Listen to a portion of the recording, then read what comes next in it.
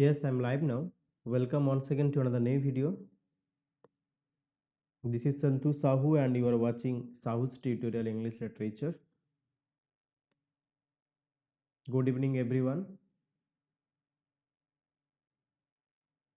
I hope you are all well by the grace of Almighty, and here I am to begin this session, this informative session. This is part 3 of JRF Booster. Good evening. Do join quickly. Yes, this is going to be an informative session. I think everything is okay. PPT is clearly visible to everyone and I am also audible to everyone.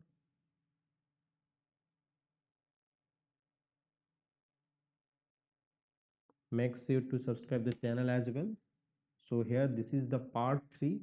Let's begin the session without wasting your time. So here is your first question on your screen. But before starting the session, this is again a humble request to all the aspirants. Please make sure to subscribe the channel. Those who have not joined yet, do join the Telegram channel, that is Santu Sahu UGC NET. Okay.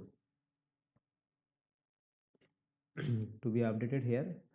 So let's begin the session without wasting your time, and here is your first question on your screen. Keep answering in the comment box, those who have joined, and those who have not joined yet, you can watch the session later. It will be available in the live section of my YouTube channel. And here is the first question. Okay, I have already earlier made 2 videos.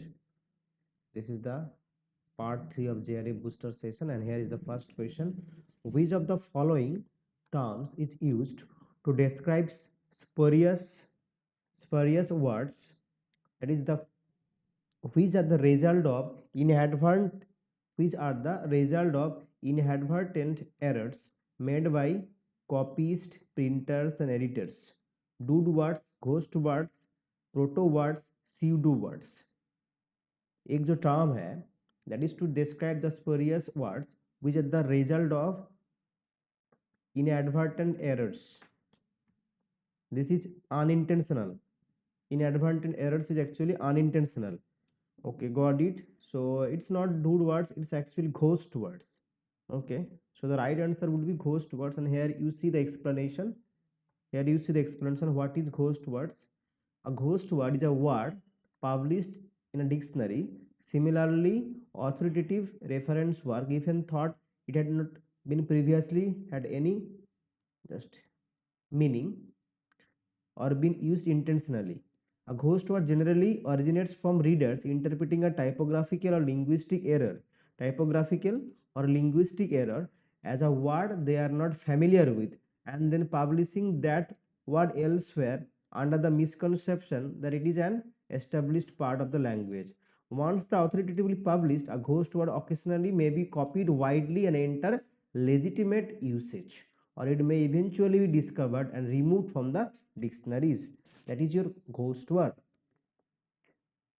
Originates from readers interpreting typographical or linguistic error. That's why the question was, which of the following terms is used to describe the spurious words which are the result of unintentional errors, that is inadvertent errors made by copyists, printers and editors? That is the ghost words, and it become illegible.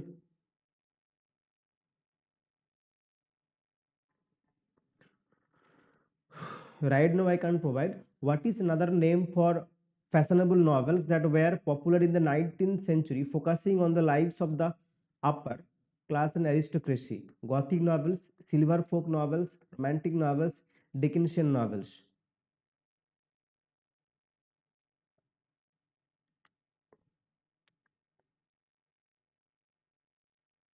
What is another name for fashionable novels that were popular in the 19th century, during the mid 19th century? सो आज इस novel का postmortem करवाएंगे हम, ठीक है? इतना सारा question लेके आएंगे कि पूरा फुल कंसेप्ट क्लियर हो जाएगा, ठीक है? Here we will be clearing the full concept of that novels. Okay, so another name for fashionable novels of 19th century, it's actually silver folk novels. It's not C, it's B. Okay, it's silver folk novels is the right answer. Lives focusing on the lives of the upper class and aristocracy. B is the right answer. It's not romantic novels. Okay, let me clear it here. Answer this even. During which time period did silver folk novels dominate the English literature market? Okay, I told you we will do post-mortem of these silver folk novels and who has coined, who are the writers of the silver folk novel. Early 1800s, late 1800s, mid 1820s to mid 1840s, early 90s. Right now I told. Right now I told the answer a few minutes ago. Here,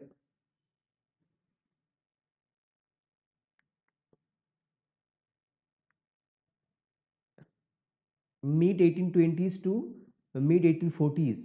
So till 1845. So here C is the right answer. Silver folk novels emerged mid 1820s to mid 1840s. C is the right answer. We'll be discussing as well, don't worry. Here you see, fashionable novels, also called silver folk novels, were a 19th century genre of English literature that depicted the lives of the upper class and the aristocracy. Clear now? These silver folk novels dominated the English literature market from the mid 1820s to the mid 1840s. Clear? They were often indiscreet, and on occasion keys would circulate that identified the real people on which the principal characters were based, and their emphasis on the relations of the sex, on the martial relationship, persist later developed in the novel as well. Here, Theodore Hook was a major writer of these fashionable novels, and Henry Colburn was a major publisher of those novels. Edward Bulwer Lytton, Benjamin Disraeli, Catherine Gore were the other very popular writers of that genre. Bulwer Lytton, Benjamin Disraeli, Catherine Gore. Where you also find that the most popular authors of the silver folk novels were women. Okay, most popular authors of silver folk novels were women, including Lady Blessington, Catherine Gore, and Lady Berry. Hmm. As a more as more women wrote the genre, it became increasingly moralized. Middle class morality became central, and the novels detailed the demise of the aristocracy, though the characteristically Byronic heroes of the genre remained as well. Which novel did William Makepeace Thackeray satirize the silver folk genre? Here, we will do Aristotle, we will do Plato as well. Don't go anywhere. We have some key points to remember. Along with MCQs, we have some key points to remember. We'll do Plato's concept of reality, Plato's concept of art, as well as Aristotle's concepts of art. Here, what would be the right answer? Which novel did William Makepeace Thackeray satirize the silver folk genre? It's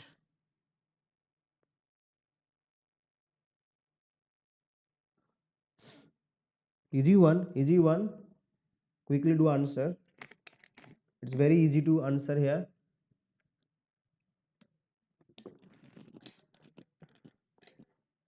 Eliminate the other. Eliminate the other options. How can you answer like that? William Makepeace Thackeray satirized the silver folk. Jane Eyre Wuthering Heights, William Makepeace Thackeray. Huh?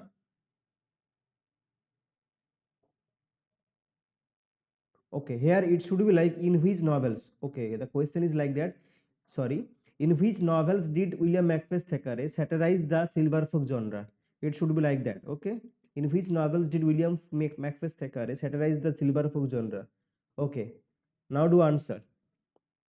Now easy one. Okay. Now clear. Chalo.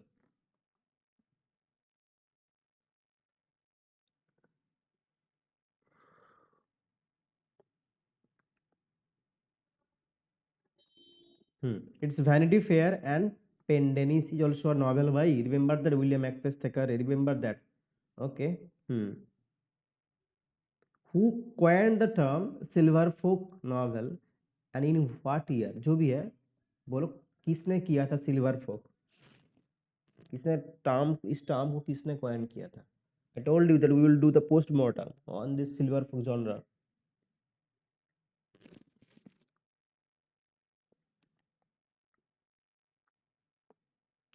Thomas Carlyle, William Macclesfield Thackeray, William Hazlitt, Charles Dickens.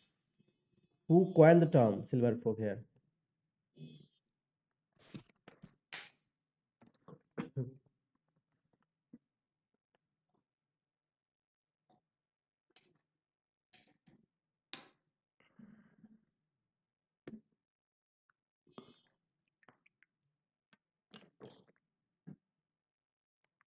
It's William Hazlitt. Okay, it's William Hazlitt in 1827 had coined the term silver folk. William Hazlitt is the right answer. William Hazlitt coined the term silver folk in an article, The Dandy School. Okay, remember that the Dandy School is a work by William Hazlitt that was published in the year 1827. William Hazlitt coined the term silver folk. He characterized them as having underbred tone because while they purported to tell the lives of the aristocrats, they were commonly written by middle class.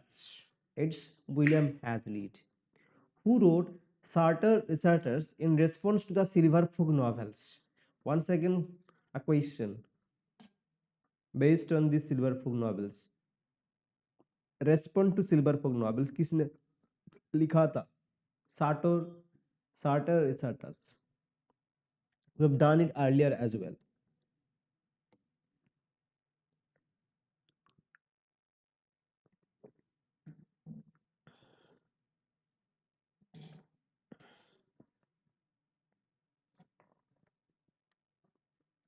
What would be the right answer here?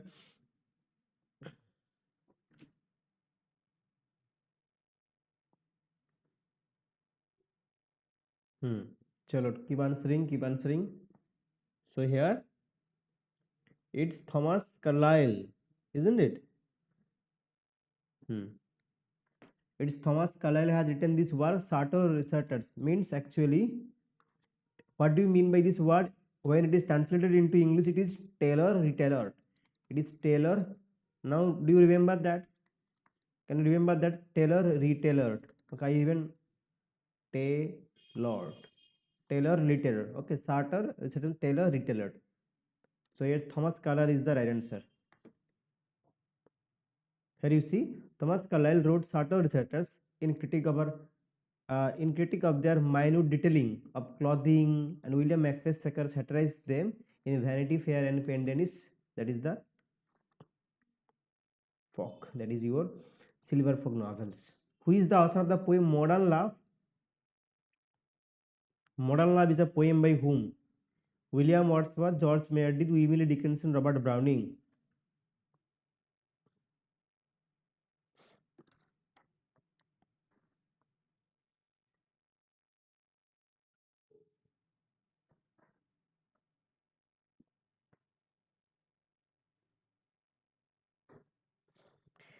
Guys, do like the session and share it with your friends as well.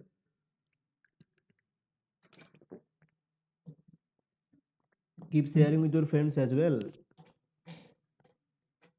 ठीक है. These are all free sessions here for all of you, for all the aspirants.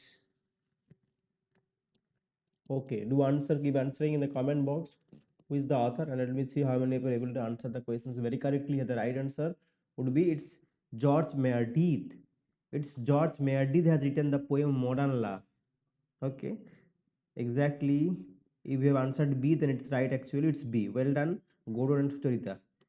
Here, A Modern Love is a poem by George Meredith that was published in the year 1862, and it's an intense, innovative work of 50 verses, each of 16 lines. It is spoken by a narrator who painfully discovers the unreality of his ideas of women, and the verses are connected as much by the theme as by direct sequence of events. Here you see, they unfold the disillusionment of passionate married love, giving place to discord, jealousy, and intense unhappiness, ending in separation and wreck of all two ill assorted lives. and death by poison of the wife and the madam who has given way to the narrator's mistress, the lady. The sequence only obliquely registers Meredith's own unhappy experience in his first marriage to Mary Ellen Peacock, who died of kidney failure in 1861. The poems are extensive meditation on the imaginative and ethical implication of Darwinian evolution. That is Modern Love by George Meredith. According to Horace, okay, what follows naturally when the facts are in clear perspective? These lines are from actually Ars Poetica. Okay, Ars Poetica. So, according to Horace, what follows naturally when the facts are in clear perspective? Rhyme and meter, complex vocabulary, artistic expression, well structured sentence.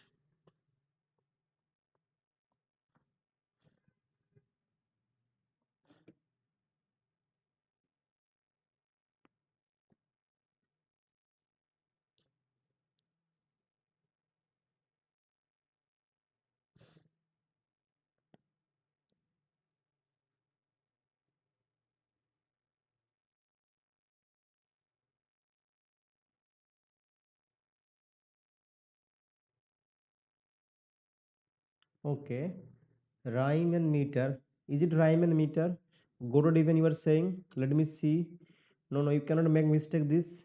So it is artistic expression. It's not rhyme and meter. It's artistic expression. Artistic expression is the right answer. Go to an Archana. So you see, artistic expression is the right answer. Here you see the quotation. The secret of all good writing is sound judgment and get the facts in clear perspective, and the words will follow naturally. That's from Ars Poetica or the epistle to Pisones. Okay, so the statement, the secret of all good writing is soul judgment, gets the facts in clear perspective and the others will follow naturally, emphasizing what? Emphasizing the importance of two key elements in effective writing, sound judgment and a clear understanding of the facts. It's not actually here, artistic expression actually would be the right answer. Hmm. The secret of good writing is sound judgment. Get the facts in clear perspective, and the words will follow naturally. That is the artistic expression. That is the artistic expression. And here you see what is sound judgment. Sound judgment involves making choices that are reasonable, logical, appropriate for the context. It also implying what? It is also implying an understanding of the audience and the purpose of the writing. And what is clear perspective facts on facts?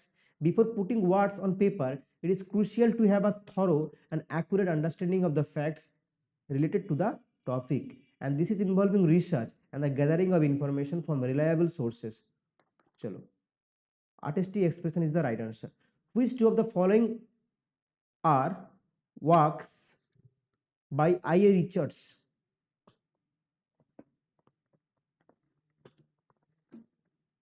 Concepts of criticism, science and poetry, the philosophy of rhetoric, English literature in our time.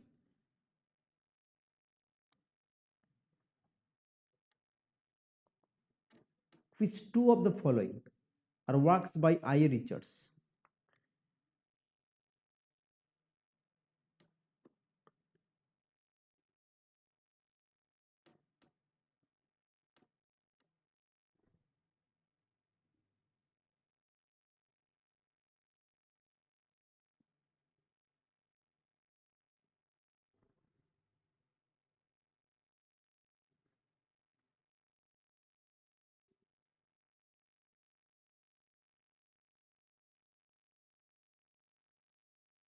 Tell me what would be the right answer here.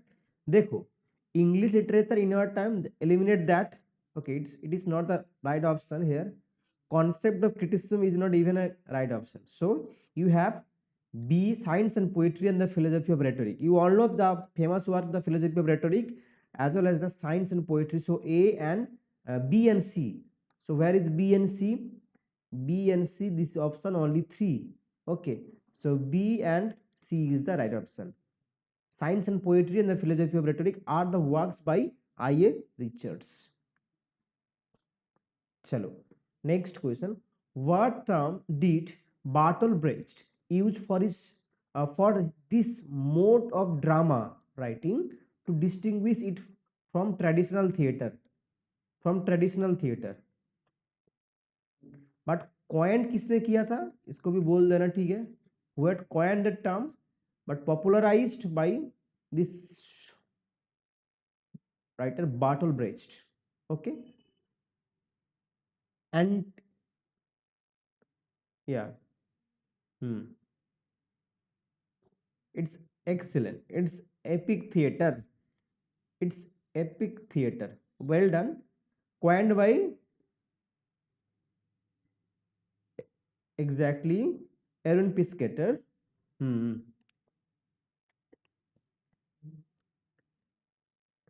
And it's anti.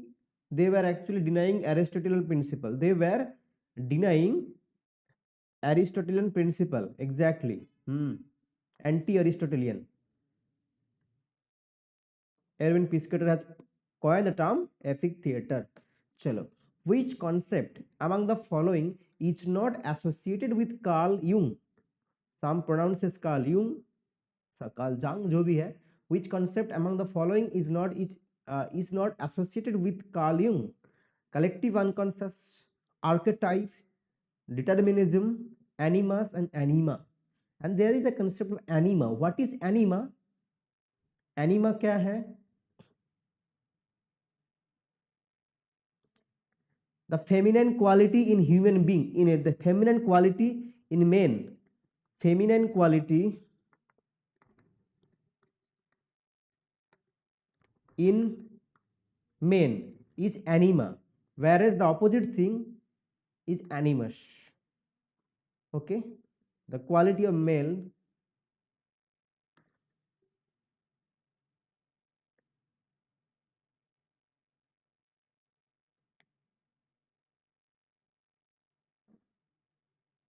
it's C exactly, it's C exactly. Godot and yeah, hmm. So here C is the right answer exactly. So you see, anima means the feminine. Exactly, Archana. You are also absolutely right. Fantastic. Archana, Godot, Sucharita, all of you have answered. Anima means what? Anima names the feminine unconscious factor in a man, while the animus applies to the corresponding masculine factor in a woman's unconscious. ठीक है?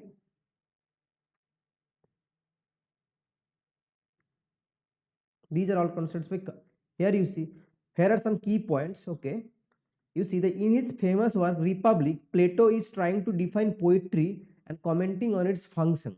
Okay, and he arguing that poets should be banished from an ideal state on two grounds. Which are the two grounds? One is the metaphysical, another one is the ethical.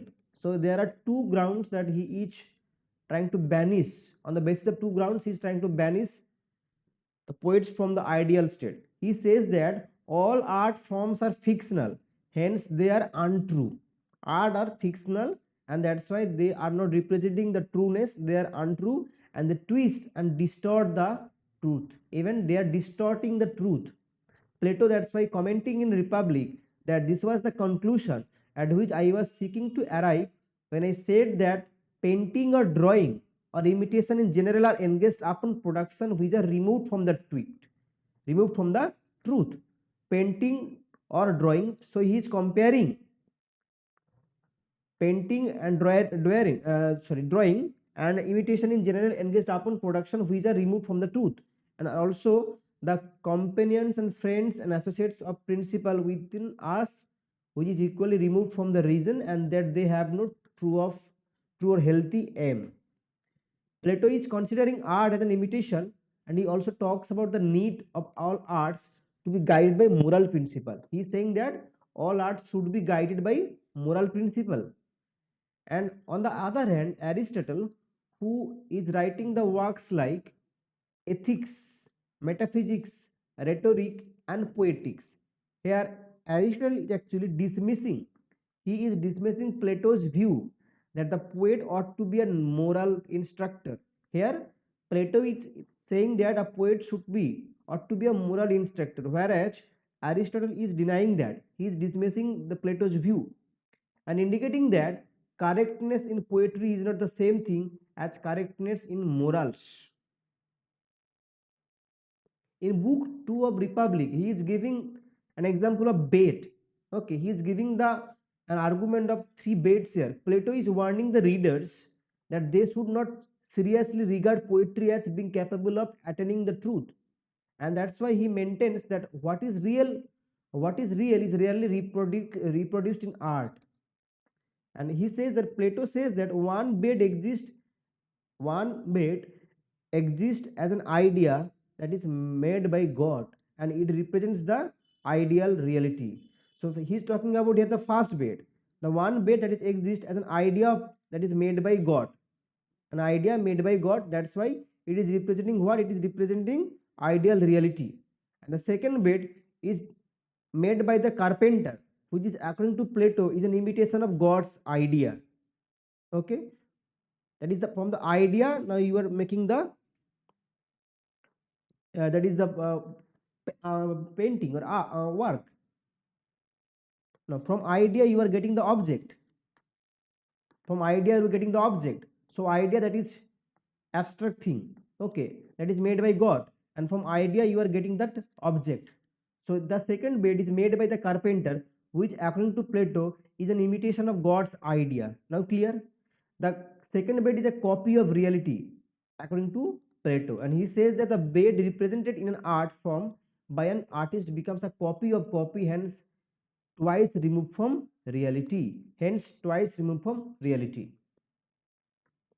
Plato is interpreting art as a representation of twice removed truth. He maintains that artists as imitators only touch on small part of thing. So idea, then object.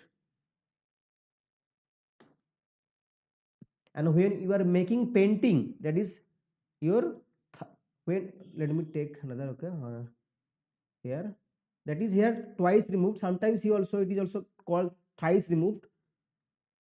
How it is thrice removed? Thrice removed. First you have the idea, then object, then you have the painting. Okay, so this is how thrice removed. Fast two में क्या है? Twice removed from reality, और अगर painting add करते हैं तो thrice removed होता है. ठीक है ना? Two concept are clear. Twice भी बोला जाता है, थ्राइस भी बोला जाता है. Now clear? Idea, that is actually the gods made by God. Now object, and from object you are making a painting, that is thrice removed. Chalo.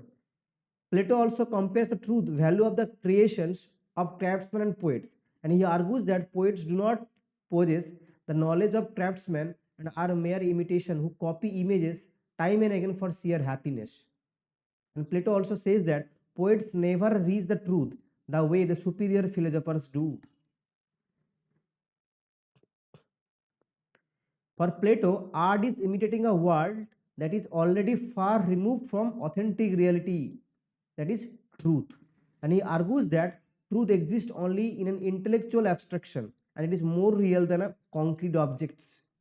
So truth exists only in intellectual abstraction, that is the idea. He also believes that universal essence, the idea or the form, this idea, this abstraction is the form. So he also gave the theory of form in his Republic. Theory of form also was given in his Republic. He also believes that universal essence, that idea, the form of a thing, is more real, hence more important than its physical substance, the object. The form is more important than the physical thing. The idea, the abstractness is the abstract is actually more important than the concreteness. Abstract is more important than the concreteness. So Plato's view is that tangible world, that is the concrete, okay, is an imperfect reflection of the universal world of forms. Here you see the tangible world is imperfect. The tangible world जो हम देख पा रहे, जो touch कर पा रहे हैं, that is actually imperfect. Plato's view is that the tangible world is an imperfect reflection of the universal world of forms. And he also observes in the Republic that the artist is an imitator of image and is far removed from the truth. Aristotle, on the other hand, perceives the process of imitation in a slightly different way, and he is saying that, or he describes imitation as a creative process. He is also saying that it is imitation but as a creative process. Art is an imitation as a creative process of selection and transformation from one medium to another. And he indicates that a literary artist attempts to imitate human action, not specific individuals. And poetry, he argues, can be described as a human action given a new form by language.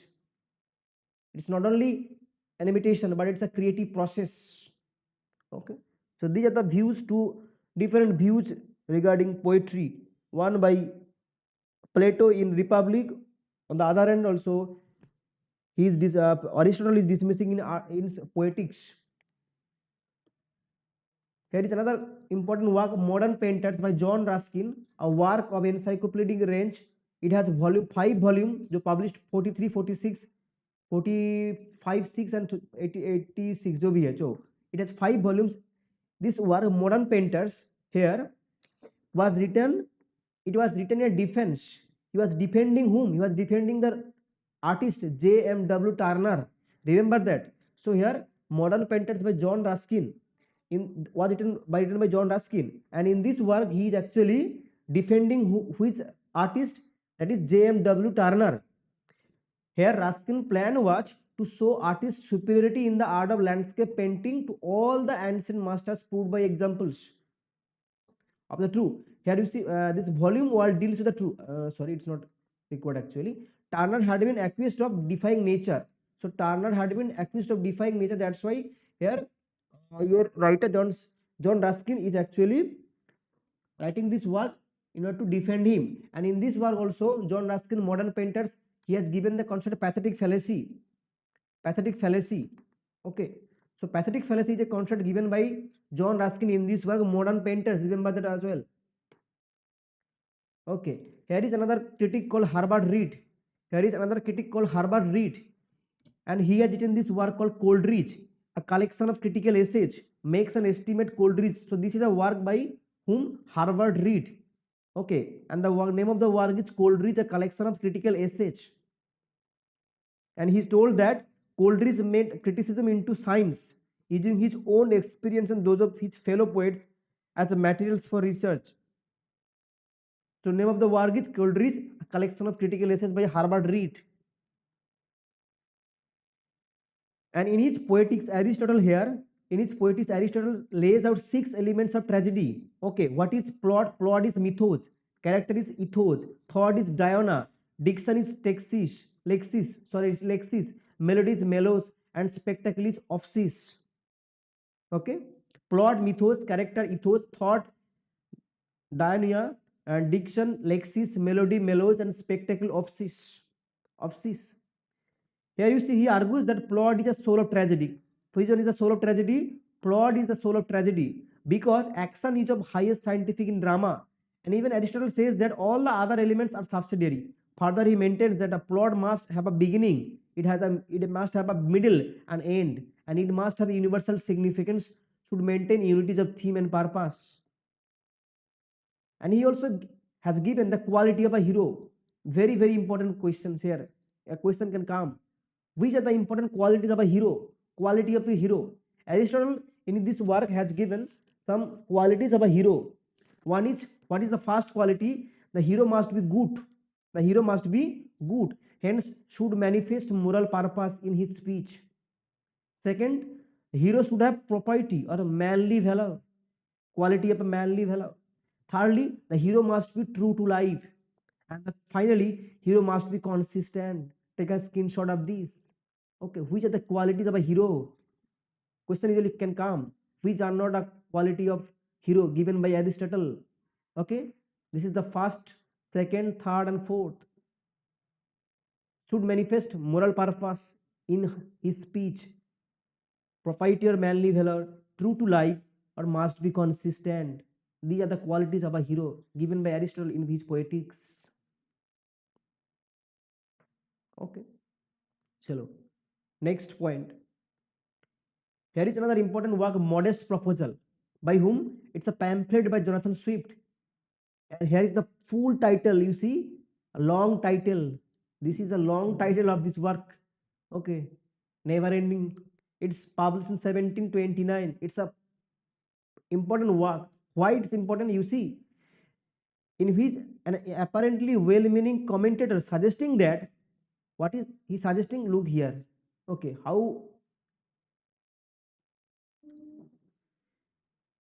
Okay, here you see the problem of Irish poverty. The problem of Irish poverty would be solved by fattening the excess children of the poor to feed the rich. This is a famous line. The problem of Irish poverty would be solved by fattening the excess children of the poor to feed the rich. Here is the line: a young healthy child, well nursed, is at a year old most delicious, nourishing, and wholesome food, whether stewed, roasted, baked, or boiled. I make no doubt that it will equally well serve in a that is fricassee or ragout.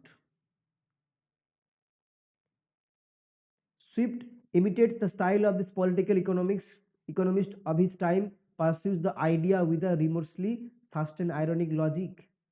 So these important lines appear in Modest Proposal by Swift, published 1729. It's a pamphlet.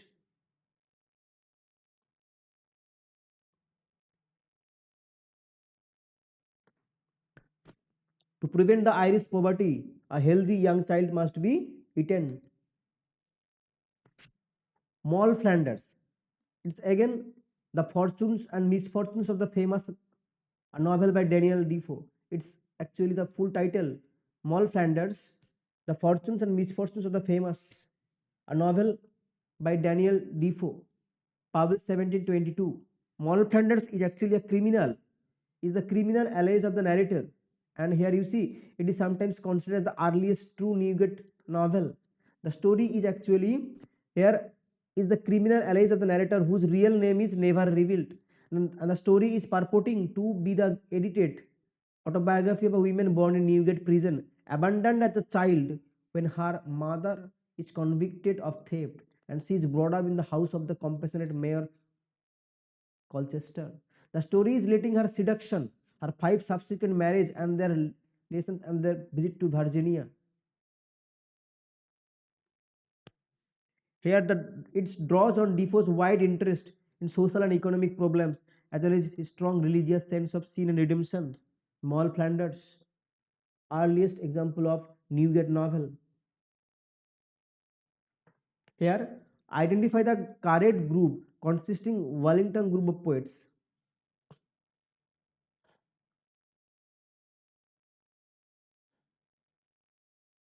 Identify the correct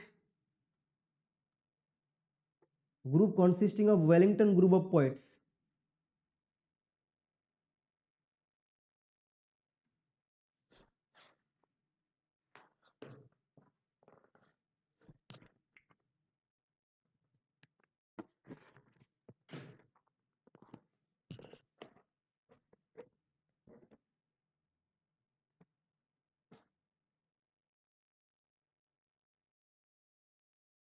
Who wrote this? Oh, sorry. You have to identify the Wellington group of poets. That is from New Zealand writer, from New Zealand literature. Chalo.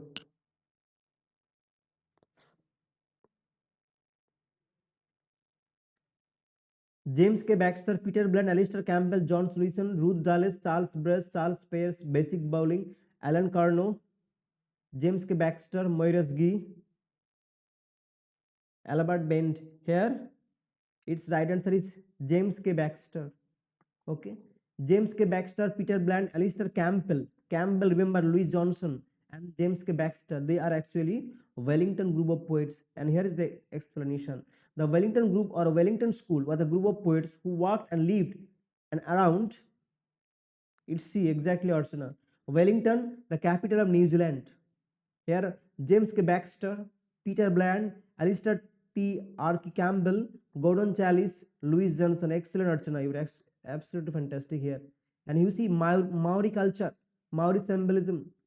Important writer Kerry Hume, Janet Frame. From New Zealand writer, you must also have to look Kerry Hume, Janet Frame,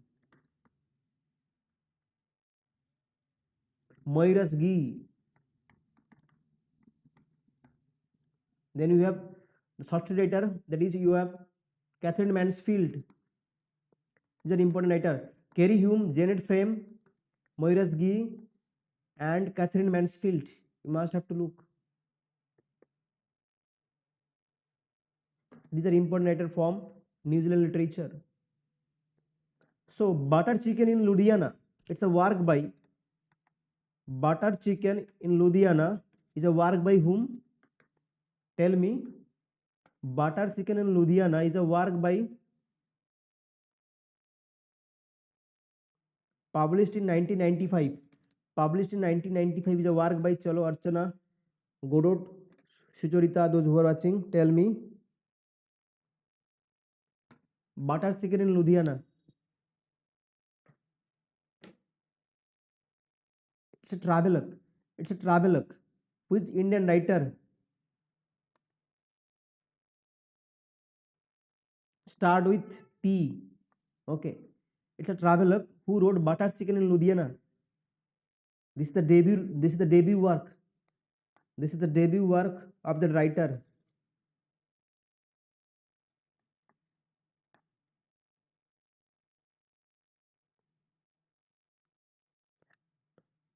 Who wrote? Any idea?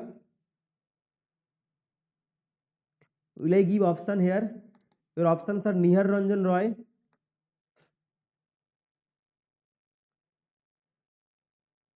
Kahil Gibran,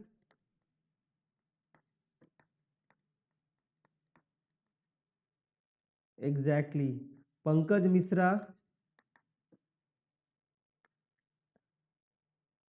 and Rola Dhal. Excellent. It's Pankaj Misra. Butter Chicken in Ludhiana is work by Pankaj Misra. Published in 1995. It is actually a travelogue. This is the debut work of Pankaj Misra. Which are the other works of Pankaj Misra? You can write down. Romantics is also another work. Okay. So Butter Chicken is the first work. Butter Chicken. After Butter Chicken, we have the Romantics. The Romantics is another important work by Pankaj Misra.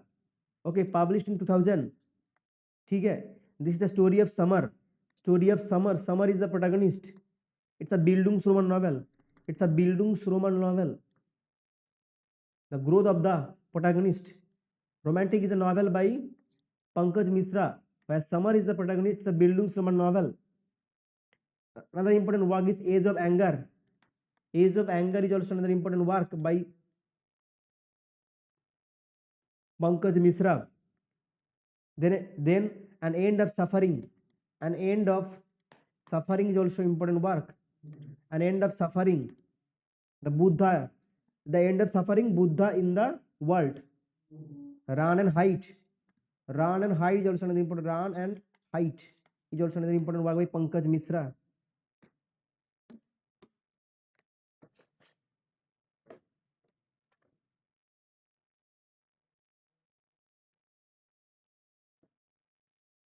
Chalo.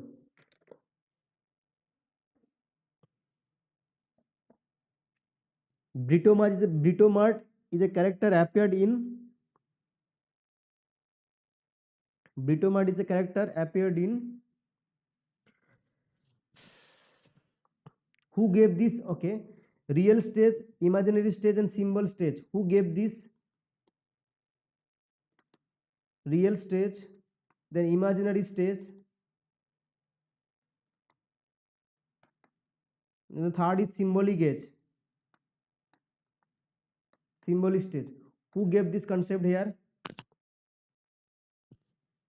Real stage, imaginary stage, symbolic stage. Real stage is actually demanding. This is the need, whereas imaginary stage is actually demand, and symbolic stage represents desire. किसने दिया था? It's Lacan. It is Jacques Lacan. Real stage is the need, imaginary stage is the demand, and symbolic stage is the desire. Lacan gave.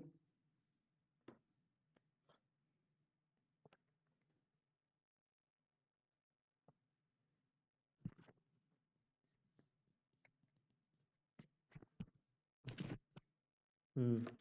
Any question you can ask me? You can ask me. You have any doubt?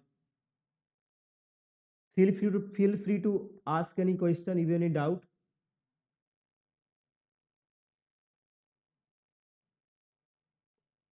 Yeah, in the upcoming session after the UGC NET exam, I will be also. Just a minute.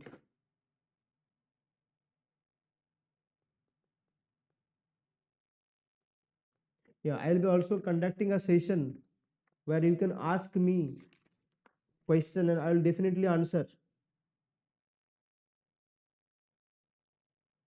If you have any question, you can ask me exactly. Chalo, I'll be ending the session here. If you have any question, you can ask me.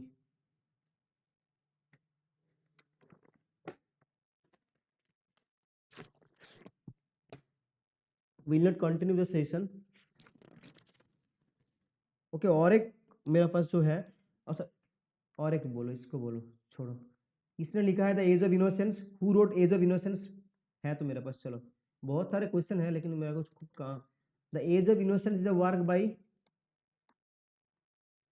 This the debut work. The Age of Innocence is a work by whom?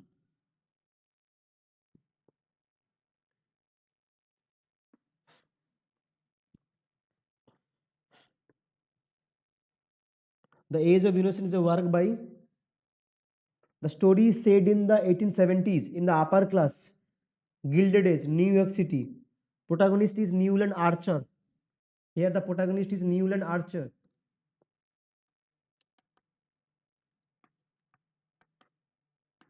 Set in Gilded Age.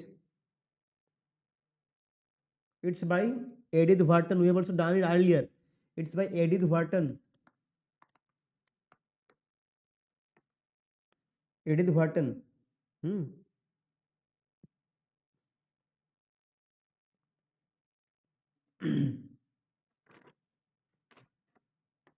बहुत सारे हैं, कौन सा करे कौन सा नहीं करे. Exactly. Hmm.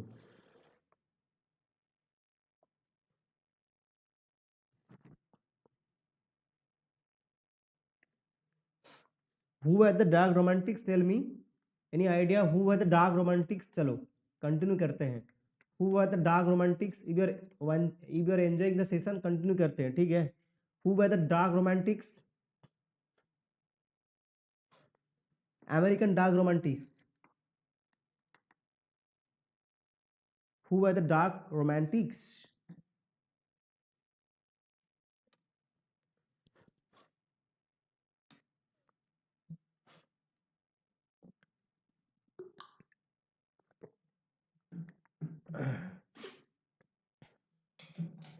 Any idea which are the author? Those who are watching, thumbs up. Those who are watching, mark your presence by thumbs up. Here, American dark romantics. Who were the Edgar Allan Poe? It's first the short story writer Edgar Allan Poe. Then second, Nathaniel Hawthorne. Okay, Nathaniel Hawthorne.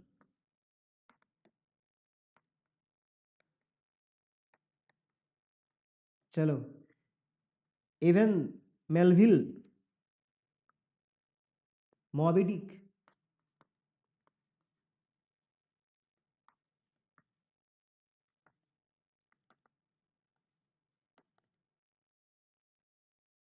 Okay, got it, Divya.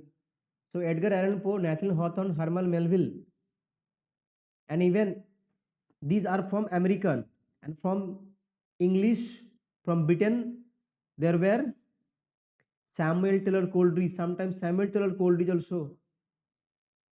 Samuel Taylor Coleridge also. And from French, Charles Baudelaire.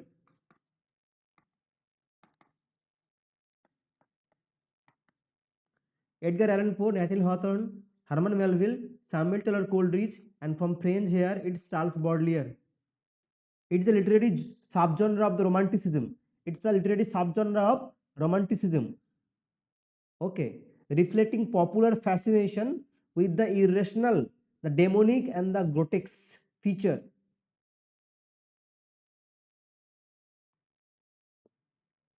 Samuel Taylor Coleridge also. Who wrote Christabel? Christabel किसने लिखा है?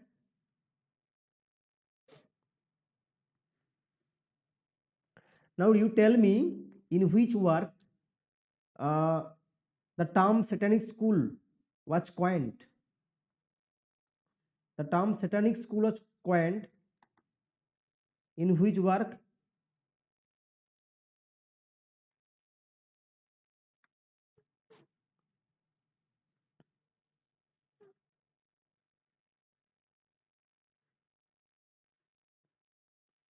The term satanic school was coined. It is applied.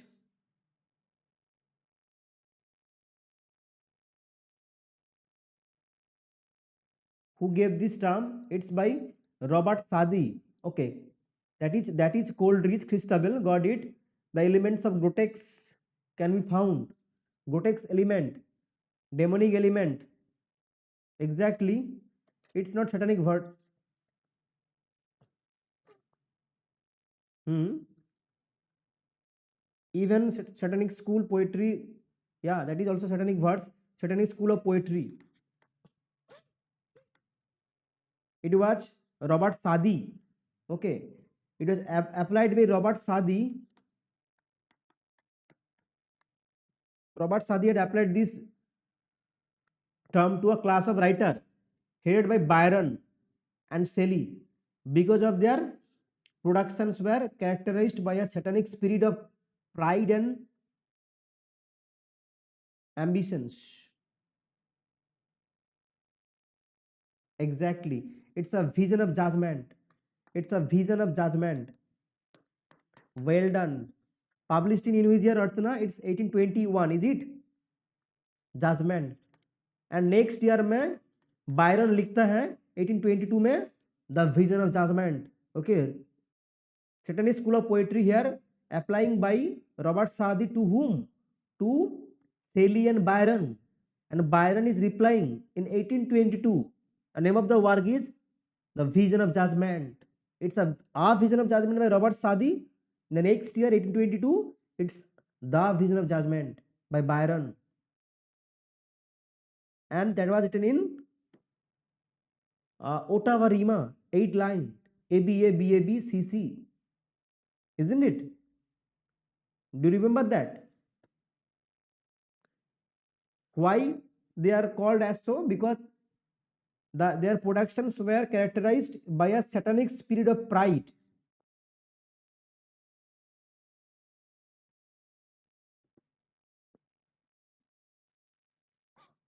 Chalo.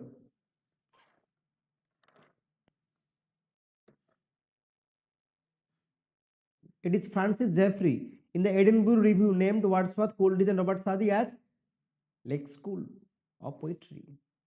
What was the name of the journal? That is Edinburgh Review.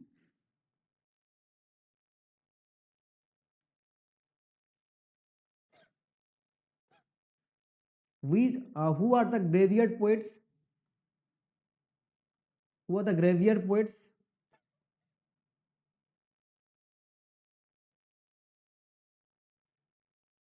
Who are the graveyard poets? Any names the graveyard poets here?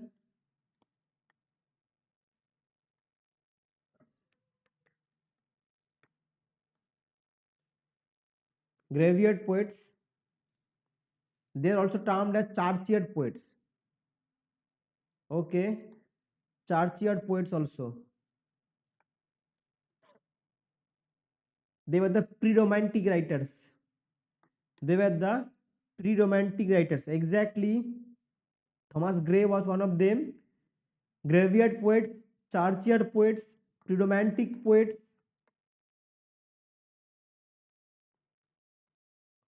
African literature.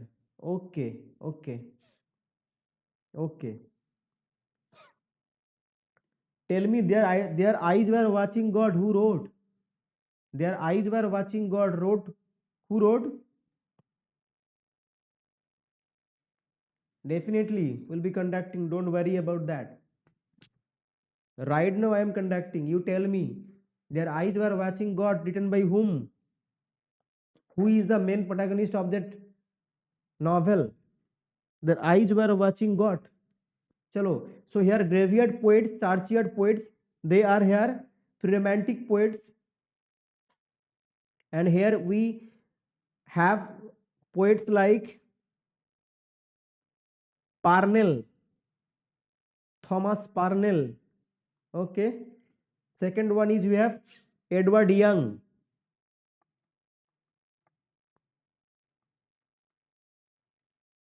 Number 3 you have Robert Blair. Number 4 Thomas Gray.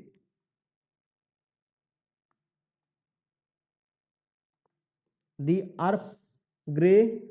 So Parnell, Robert Blair, Edward Young, Thomas Gray. They are the important graveyard poet actually. Parnell is known for the work called Night Peace on Death, whereas Thomas Gray, you all know, Elegy, written in a country churchyard, published in 1751, whereas Robert Blair is known for Grave, only the work named as Grave, and Edward Young, the famous work that is Night Thoughts. Night Thoughts. Their eyes were watching God is a work by whom? Tell me, Godot. Their eyes were watching God. Here, first important writer is Toni Morrison, Afro-American writer. First novel of Toni Morrison क्या था? What is the first novel? That is The Bluest Eyes. Parnell's work is actually Night Peace on Death. Parnell's work is Night Peace on Death. Thomas Parnell, Night Peace on Death. Night Peace on Death. Clear? Toni Morrison, The Bluest Eyes. Here, definitely, why not? Why not? Here, Thomas Parnell, Night Peace on Death. Thomas Gray, you all know. Robert Blair, only Grave. Grave. Got it? Now, Edward Young, important work is Night Thoughts. Beloved, exactly. Beloved is the famous one. Archana, exactly. Edward Young here also wrote this work called, I told you, Night Thoughts. Okay, clear now? Grave is by Robert Blair, whereas Edward Young has written this Night Thought. Now, Toni Morrison, the first work is The Bluest Eyes, where the protagonist is who? It's Piccola. Piccola is trying to equate herself with that bluest eyes. Piccola is trying to equate herself with that bluest eyes.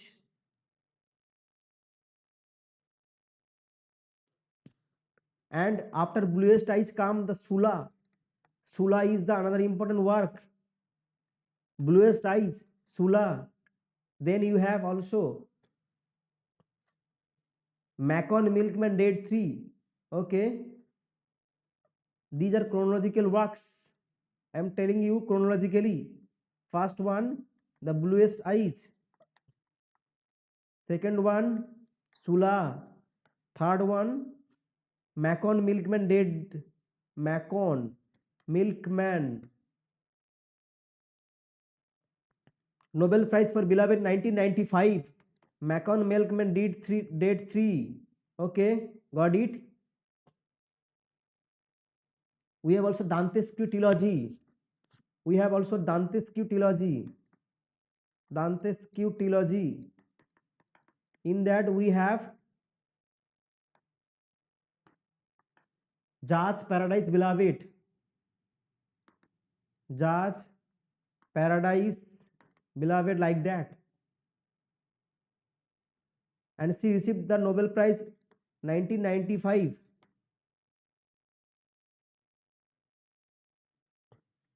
Is it 1995? Beloved is the one important work. Okay. Beloved is the important work.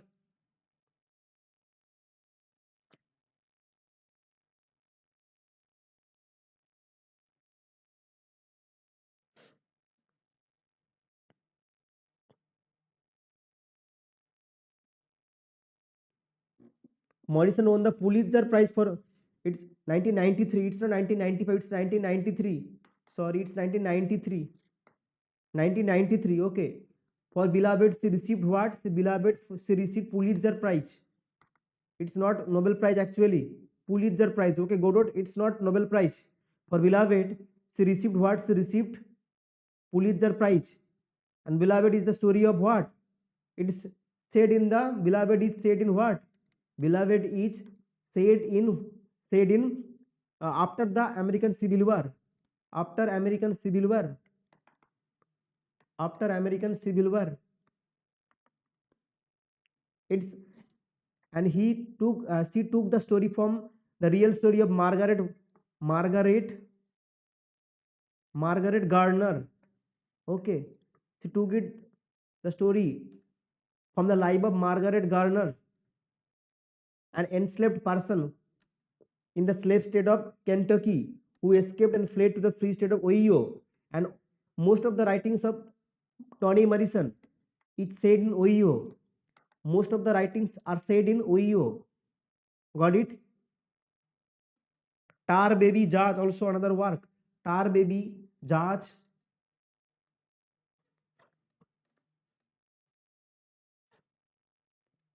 And these books dedication reads 60 million and more, referring to Africans and their descendants who died as a result of the Atlantic slave trade. These books epigraph is romance. Here in the dedication it is written in Sula, there is a dedication written. The dedication is like that. The dedication of this work, a Beloved, is like that. It is written like that. 60 million 60 million and more, 60 million and more is actually referring to the Africans and their descendants who died as a result of the Atlantic slave trade. Here 60 million and more is referring to whom? Referring to the Africans and their descendants who died as a result of Atlantic slave trade. Here Seth is the main character of Beloved. Seth, ACTH, Seth is the main character here. And what was the name of the house? 124 Bluestone Road. Bluestone Road. Okay, 124 Bluestone Road. Remember that. Their eyes were watching God by whom? It's by Zora Neale. किसने लिखा है? Now tell me, their eyes were watching Zora Neale Hurston. Jenny Crawford is the protagonist, isn't it? Archana, it's their eyes were watching God is a work by. Their eyes were watching God is a work by whom? It's by Zora Neale Hurston. Another important work, Zora Neale Hurston. Where? Who is the protagonist here? Who is the protagonist of this work? It's by Jenny Crawford, isn't it? It's by Jenny Crawford. I told you, it's Jenny Crawford is the main protagonist of this novel. Their eyes were watching God.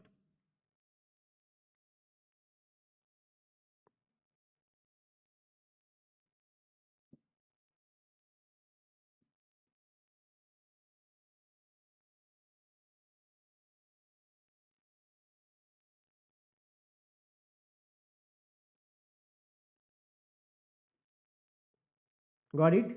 Chalo. We are the other works of Zora Neale Hurston. Even she has written with Langston Hughes. What was the work that was written in collaboration with Langston Hughes? Tell me, what was the work that was written in collaboration with Langston Hughes? Do you remember that? Do you remember that? What is the work that was written in collaboration with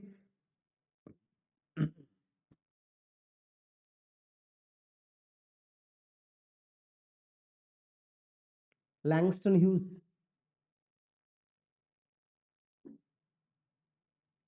So Joran Hill Huston has also written the work called Moses Man of the Moses Man of the Moses Man of the Mountain. Moses Man of the Mountain. And debut novel is actually Jonas God Life.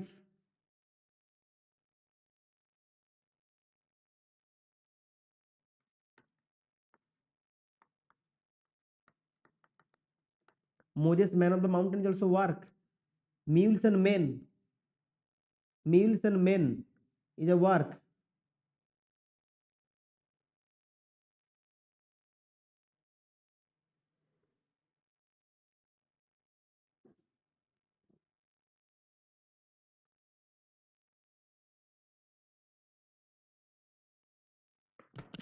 Just a minute, okay? Just a minute. Let me just 1 minute break. 1 minute break. I have that actually. I have that. Let me. Yeah, it's actually meals and more like that. Just yeah, it's mule bone. It's mule bone. Okay, it's mule bone. A comedy of Negro life that was written in collaboration with whom? In collaboration with Langston Hughes. Remember that mule bone is a work it's a play actually. Mule bone is a even Joranil Hassan has written a play that is mule bone. Hmm. Yeah, I'll be coming with pointers as well in the upcoming days, where I'll be covering important writers and the important works as well. Now I'll be focusing on theory. So here you see that it's mule bone is a work. Okay, mule bone is a work that is alive. Mule bone that was actually written in collaboration with Joranil Hurston plus Langston Hughes. They written collaboratively this work, Mule Bone. And what is the subtitle? A Comedy of Negro Life. A Comedy of Negro Life is the subtitle of this work. It's a play, it's not a novel.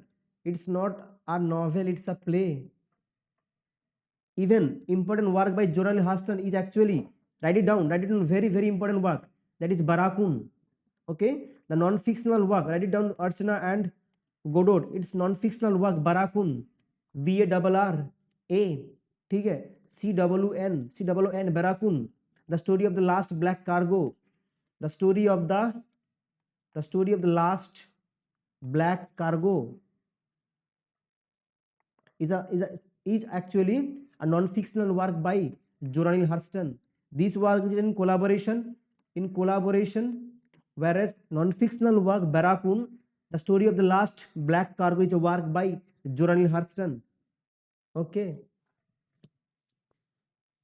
Alice Walker, Romanism coined by Alice Walker, has written Third Life of Grange Copeland, Meriaden, sorry, it's Meriaden, and even the important work you all know, that is the color purple. Hmm. Yeah, we'll be doing it in the next class. Okay, don't worry. Archana, we will be doing it in the next class. Don't worry. Afro-American writer, an American writer as well. A comedy of Negro life. A comedy of Negro life. A comedy of Negro life. ठीक है.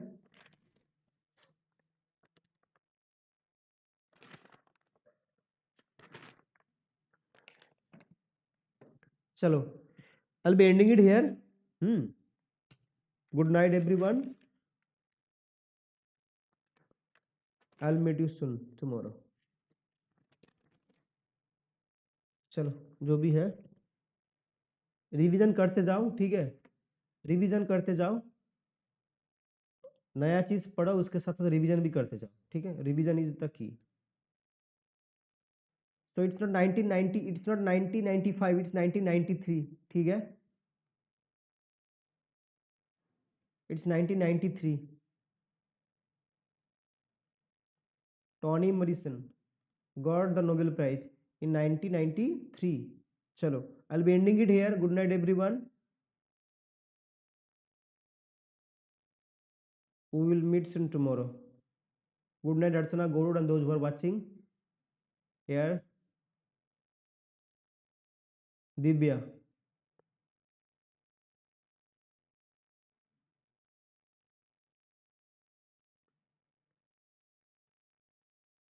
चलो.